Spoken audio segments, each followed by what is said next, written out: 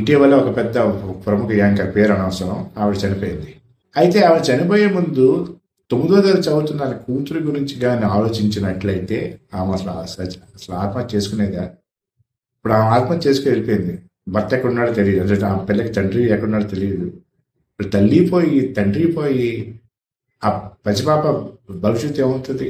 But ఒక క్షణం ఆలోచించినట్లయితే, నేను చనిపోతే నన్ను ఇష్టపడేవాళ్ళు ఉంటారు. ప్రతి వాళ్ళకి మనం ఇష్టపడేవాళ్ళు మన అమ్మ నాన్న, తోబుట్టులో, ఫ్రెండ్స్ ఎవరో ఒకరు ఉంటారు. వాళ్ళ గురించి మనం ఆలోచించినట్లయితే ఈ ఆత్మహత్య అనేది ఆ ఆలోచన రాదు మనకి.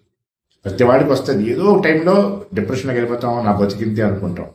వీ హ్యావ్ టు యాక్సెప్ట్, అంటే ఉన్న విషయాన్ని మనం యాక్సెప్ట్ చేయాలి.